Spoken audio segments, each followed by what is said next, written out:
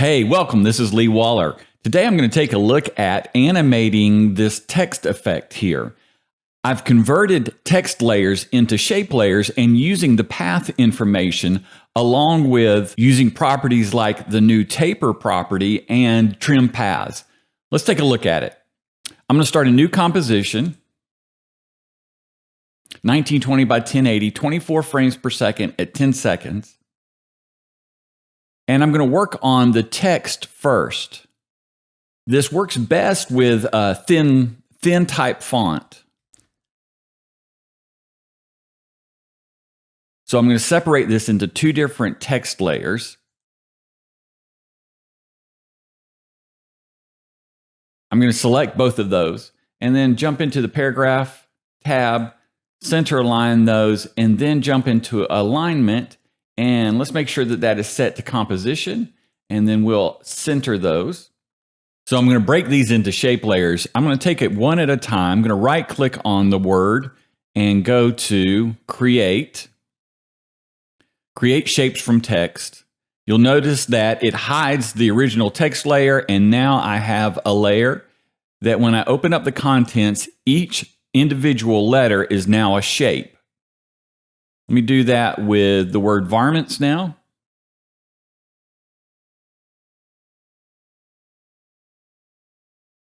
And close all that up. I'm going to grab the text layers, drop them down to the bottom. And the next thing I need to do is I'm going to select both of these. And they have a fill on them. They're shape layers now. And so they all have a fill on them. I don't want that fill. So I'm going to go up here and get rid of that fill, but I do need the stroke on them. You'll notice that there is an outline on this indicating that that path is a closed path and it outlines the text rather than just creating a single line for the text. So we're going to work on that. I'm going to hide the word varmints and open up the word visual. You'll see here each of the letters. And what I'm going to need to do is go into these and begin to edit the path. So jump into the letter V, select that path. Let me turn on handles. And now we can see those paths and their vertex. Using Control Plus, I'm going to zoom in a bit on this so I can get closer. I want to keep the outside part of the path and eliminate the inside path. After we do that, we're going to need to open the path so that it's no longer closed, and we'll be able to have a start and an end on this path. To eliminate these vertex, I'm going to come up here to the pen tool, and I'm going to grab the delete vertex tool, and then start clicking on these vertex, deleting them. For that V, I'm done with that, but I still need to open this up, so I'm going to grab the selection tool, click and drag over those two vertex, right click and click on the word closed, which will now open up that path. So it's now an open path. I'm going to do the same on each of these letters. So for the I, I'm going to get rid of those two vertex, select the two that's left, and open that up. The S is a little more complicated. And we're actually going to jump into Illustrator to finish it out. But for right now, again, I'm going to grab the Delete Vertex tool, and I'm going to start to delete these vertex here. And I'm going to stop right there, leaving that one. And now I'm going to jump down to the bottom of the S and begin to delete around.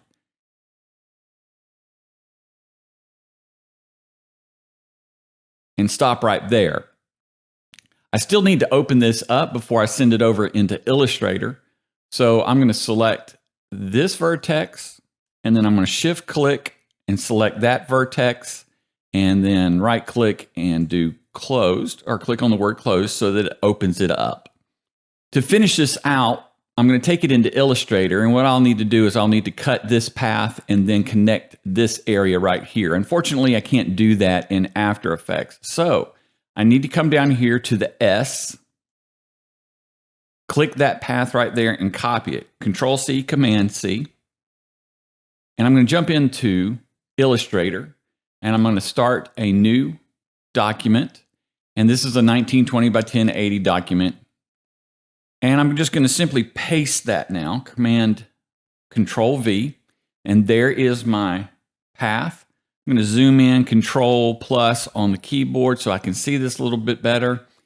With that selected, I'm going to jump over here to my Properties tab just so I can see this a little bit better. I'm going to add some width to that stroke just to help me see this. And I need the Scissor Tool.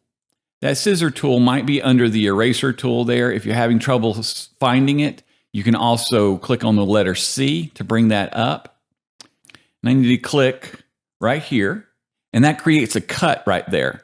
I'm going to grab the Direct Selection tool. I'm going to select this portion of the path, and that vertex right there I want to get rid of. So I've selected it and hit delete. Now you can see that I have the two parts of the S that I want. Now all I need to do is join these two. So I'm going to select right here on that vertex, come over, hover over this one till I get that vertex and hold down Shift, select that one, and now I can right click and go to join. So I have created this S. I'm going to jump up here outside of the S just a little bit. I'm going to click and drag so that I can select the entire S to make sure it's selected. And I'm going to copy that, Control C, and now I can jump back into After Effects. I'm going to replace this information with the new path. So again, with that S path selected, I'm going to paste Control V, and you'll notice that it has jumped out of position, but we can move that into position by using our arrow keys. Hold down Shift, and that'll move it a bit faster. And just get that back into place. If you really want to line this up, you can come down here and open up the word visual right there. And now we can go back to that path, select it, and line it up just a little bit better. There we go. And let me hide that word again. You should be pretty simple. I'm going to click on the Delete Vertex tool and start deleting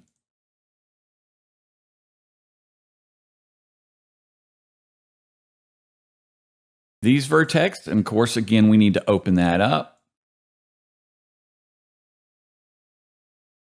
Now for the A, let me jump into that shape right here, and you'll see that there's two paths for the A. The outer part, majority of the A right there, and then the inner part. So we're going to need to work on both of those. I'm going to select the top part, which is the outer portion of the A. Grab the Vertex tool and begin to delete these right here. And I'm going to need to open that up. But before that, I'm going to select the other A, and I'm just going to get rid of that vertex right there. Now we need to open both of these up. So I'm going to grab the selection tool again, click and drag over those two, right click and go to closed. And let's do that. I'm going to shift select both of these and open that. And now I can drag this portion of the path over. I'm going to hold down Shift so that it stays horizontal. And then I'll grab this one, click on it, and then start dragging it over and hold down Shift. And there we go. So that's how I want my A to appear. And now we'll finish out the L real quick. Grab the Delete Vertex tool and start clicking through here. And now I need to open that up. Shortcut key for the selection tool is V. Let me grab these two and open that. Zoom back out, move that into place, and there we have our word visual. Now I need to increase the width of the path for each of these just for the design that I created. So I'm going to select the contents right there, and I'm going to select up here at the top where the width for the stroke is. It's set at 2 right now. I'm going to increase that to 8 for all of them. Now I'm going to go in and I'm going to set up the first one, the letter V, with the taper property. This is new in After Effects, and it's a pretty cool property. It's found under stroke right here. So I'm in the letter V, go to stroke. We'll open that up, and here is taper. I'm going to open up those properties, and for right now, I'm just going to work with the start length and the end length. I'm going to do a Control-Shift-H so I can hide my handles so you can see this a little bit better. But as I scrub through, you can see how that tapers from the start point of that path, and the end length will then taper from the opposite end of the path. Now I'm going to set both of these at 40%. And to apply these to the other paths that we have, I'm going to copy both of these. This will just kind of speed things up. So I'm going to close that up, and I'm going to select the other letters. And then I'm going to open them and begin to Control or Command click each word that you see stroke. And then I'm going to paste Command V or Control V.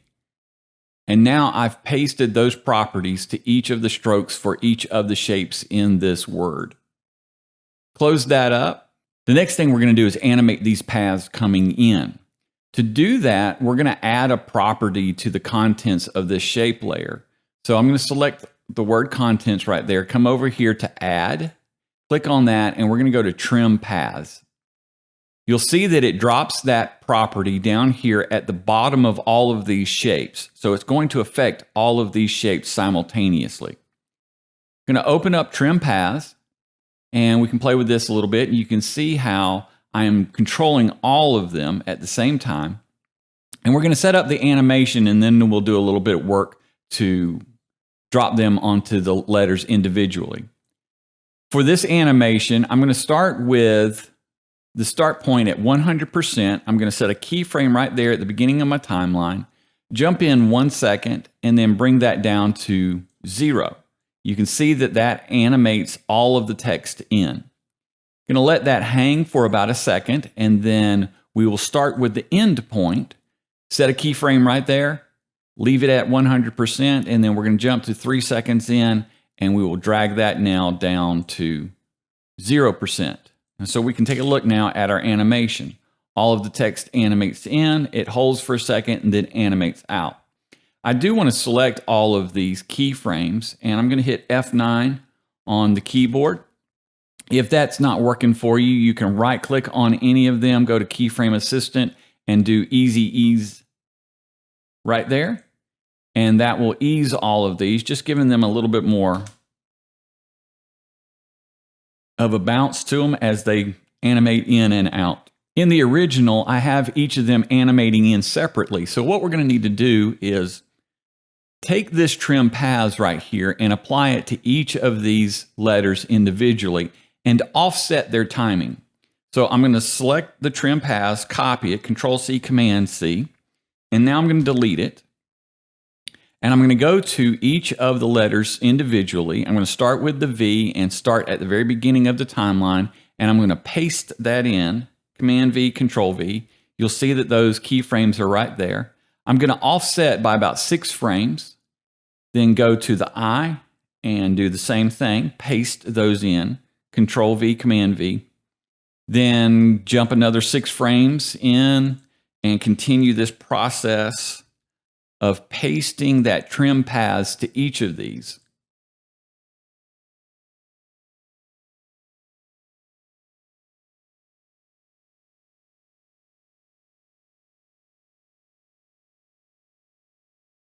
Now we can jump back to the beginning, take a look at that, and each of the letters will animate in and animate out separately. If you have a good enough understanding now at how to set this up and don't need to see the second word, go ahead and jump forward in the tutorial and you can take a look at how I built the background. To continue on with the word varmints, I'm going to hide the word visual and open up the word varmints. So you see that we need to separate our paths for each of these letters. So I'm going to jump into the contents, and I need to turn my handles back on. Control-Shift-H, Command-Shift-H if you've turned those off.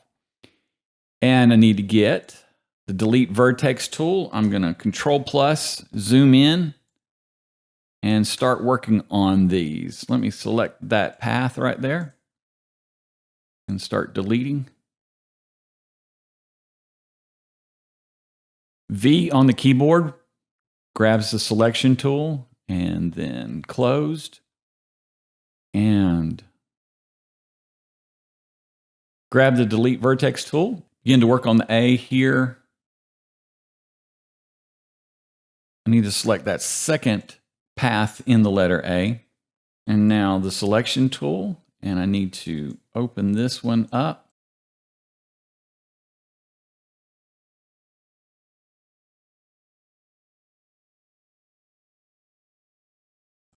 For the R, I'm going to get rid of this inner piece here and just work with the outline.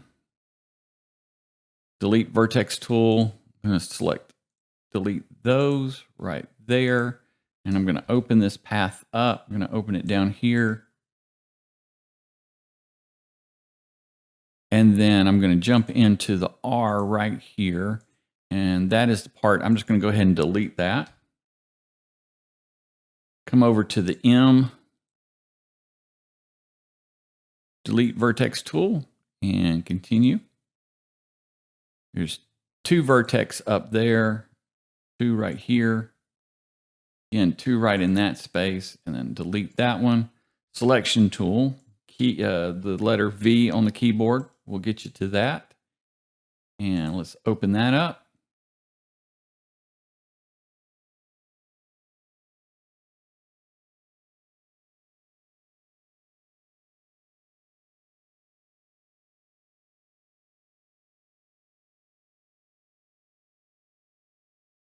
The N, I'm going to do a little extra work on it. So delete there, 2 right there, delete that, there. And now I'm going to open this up, selection tool, and I'm going to select right there, and down here at the bottom, hold down the control key and open that.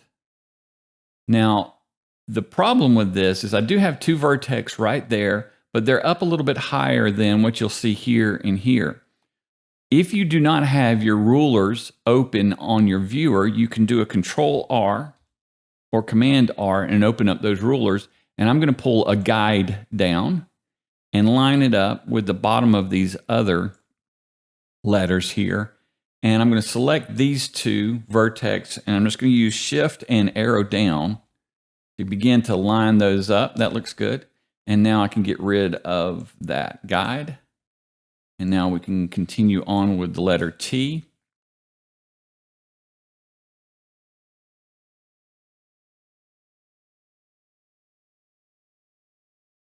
Get the selection tool and I'm going to select these 2 vertex. Open that up. And I'm going to grab these 2 vertex and I'm going to move them to the top. Again, just holding down Shift and using the arrow up key. May need to let off the Shift key so you can slow that down a little bit and get those lined up. And now for the S, I'm going to speed this up a little bit. I'm actually going to jump into the word visual here, copy that S that I've already done, and paste it in. So there's that S and that path for it. I'm going to copy that, Control C, Command C, and then go back into the word varmints and go to that S path right there and paste it. And it does paste it here in the middle. So I'm just going to move that over, holding down the Shift key and using my arrow right key, get it over there. And again, if I need to line that up, I can jump down here to the word varmints, turn that on, go back to that S path, and then dial that in a little bit better. I'm going to hide that word varmints. And now we have our word varmints there. This is going to be a repeat of what I did for the word visual. So if you want to jump ahead, you can. But I'm going to go ahead and set up the taper on each of these. So jump into the stroke for the letter V, and then I'm going to come down here to taper, and I'm going to set those up at 40%. And then I'm going to select the two of them by holding down the Control or Command. And I'm going to copy, Control C. And then I'm going to close that up so that I can see the rest of the letters. I'm going to Shift select them and open them up, and then begin to Control select the stroke for each of them.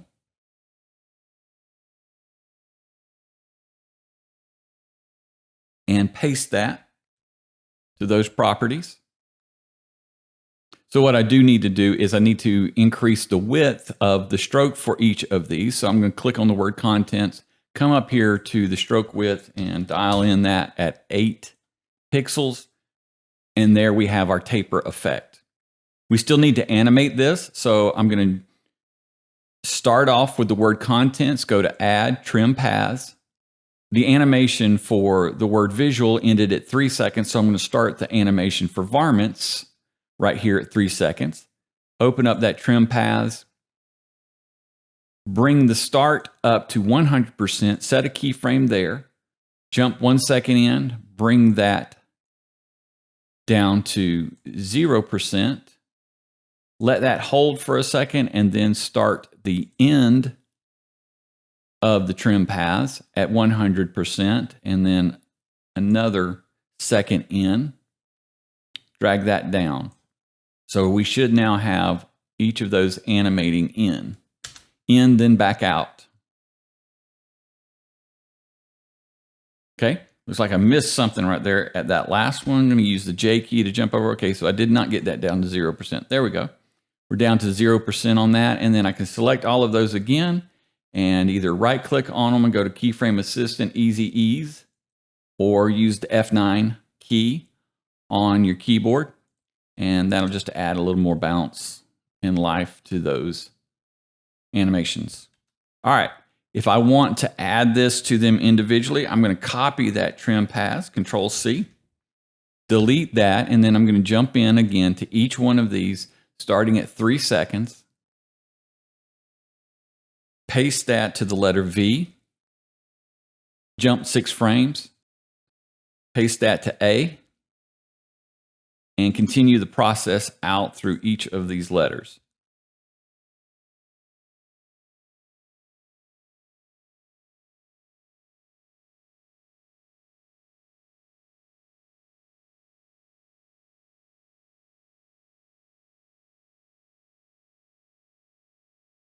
Okay, once we've done that, we're fully animated. I do need to open up the word visual so we can see it. And now let's take a look at that animation.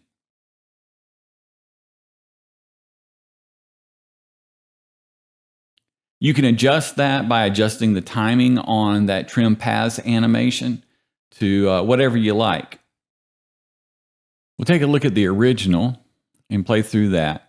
To create this background, there's a couple of solid layers in there with some effects thrown on them, and then another use of the taper effect with the trim paths to create this outline. So let's go take a look at that. Go back to the original comp, and what we're going to need to do is drop a new solid in. So I'm going to go up to Layer, New, Solid. And I'm going to use a background color of 00101B on this first one. Hit OK. And 1920 by 1080, hit OK there. I'm going to bring that down below our two shape layers there. I'm going to create a mask on this. So I'm going to make sure that that layer is selected. Then I'm going to come up here to the rectangle tool and double click on it. And it creates that mask. And now I'm going to double click on that mask and then just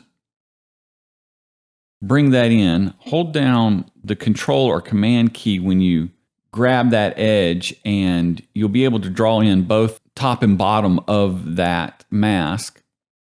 And then I'm going to do the same with the end just a little bit. And scrub through so I can see my two words to make sure that I have them completely in that space. Then I'm going to do a little bit of work to the mask.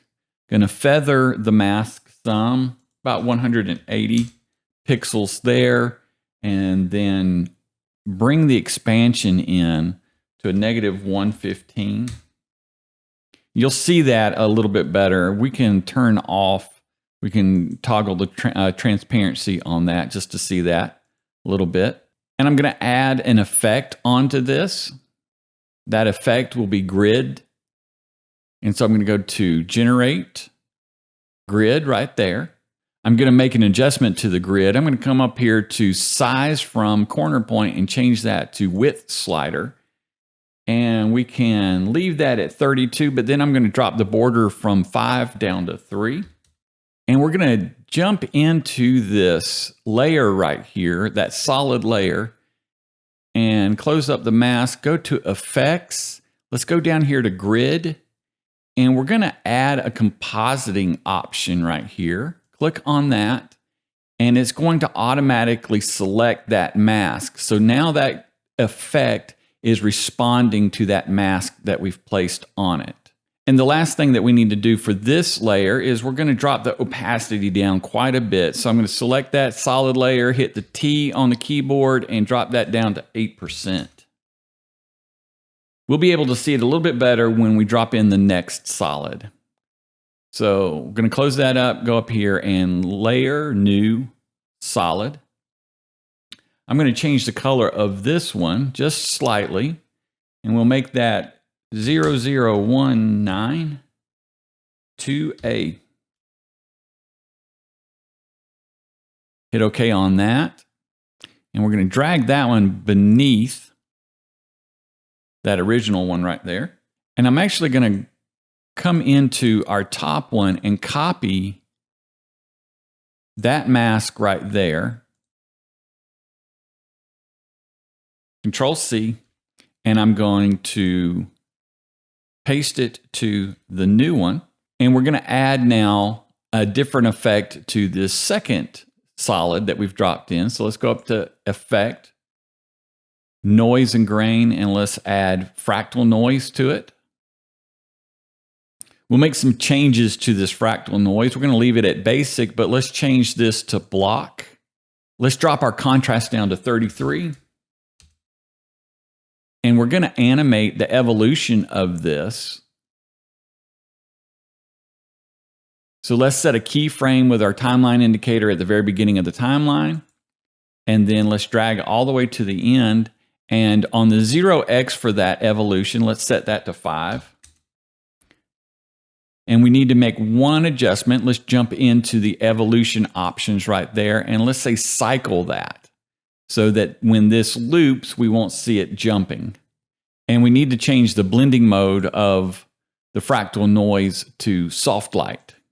Now I'm going to create this border here. To do that, we're going to use a shape layer. So make sure that nothing is selected in your timeline. Then come back up here to the rectangle tool, double click on it. We now have that shape in here, and there is that shape layer with that rectangle.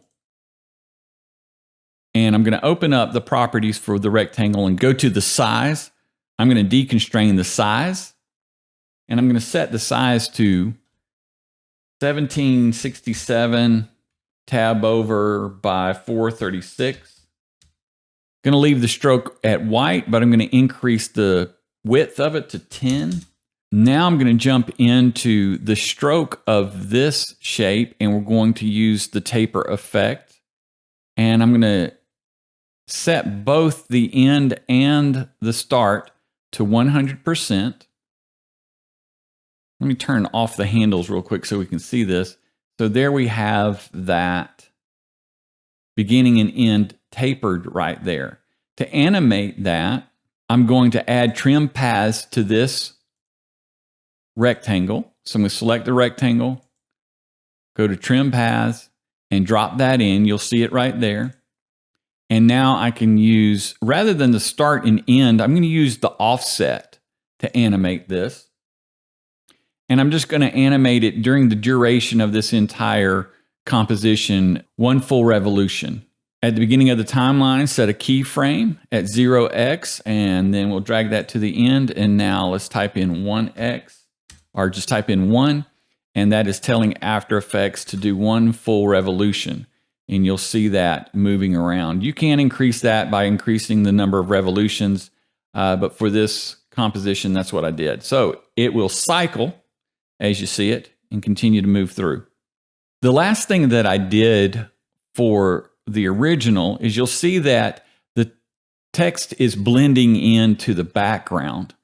To do that, what I'm going to do is I'm going to select both of these and change the blending mode to soft light for both of these. And we're getting that effect, but I want these to be a little bit bolder. So I'm going to duplicate both of them. Again, with both of them selected, I'm just going to do Control D. So that duplicates both of them and it strengthens their visibility. Now that's a preference. You can leave them without duplicating and leave it with just one version of it. You can change those blending modes. You can change the opacity, any number of things. I hope this tutorial has been helpful. For more on Adobe After Effects and Premiere Pro, check out my other tutorials.